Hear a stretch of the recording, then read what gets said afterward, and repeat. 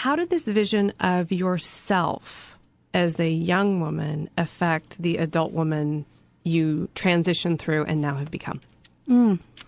Awesome question. Well, let me say, if I can, I'll go back to and wrap up one piece of that childhood story. Is here's the beautiful part of this, and it transitions into me being an adult. But what happened is when I was about 13-ish, I mean, it was so bad that I remember honestly looking in the mirror with big tears coming down, wondering, what if I just took a Clorox bath?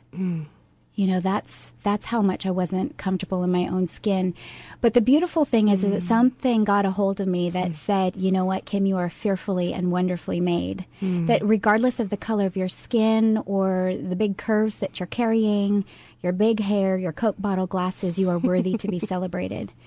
And really that was the turning point for me because I was suicidal at that time. And that's the turning point. And what I want you to know is it changed with the thought of changing my thinking. And Jim Rohn, who's a business philosopher, he puts it best when he says, I sure hope things would change for me, but then I realized nothing was ever going to change until I decided to make a change. Right. And so I did. And I started turning my nickel into a quarter and learning how to, dress my shape and my style at the thrift stores. And really started coming up with ideas around, who am I as a person? What is there to celebrate? And really getting connected with the inside.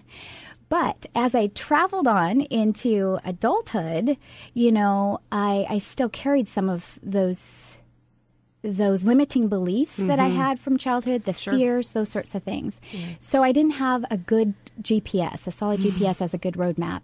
Limiting beliefs, fears, toxic relationships, those are some of my outcomes as an adult. Right. And so one of the things that, for those of us who know you and I think for everyone joining us who's getting a sense of Kim is that you're hearing as she's describing her personal journey, this is a continued journey. There is not, and I think one of the things that connects me to Kim is that there's this fundamental belief that it is a constant evolution. Right. And it's okay that there's not necessarily a destination. Right. I don't ever feel like I'm going to come to this place where I have arrived. Right. I always think there's more opportunity and more growth and more development that can happen. Yep. That's what I embody.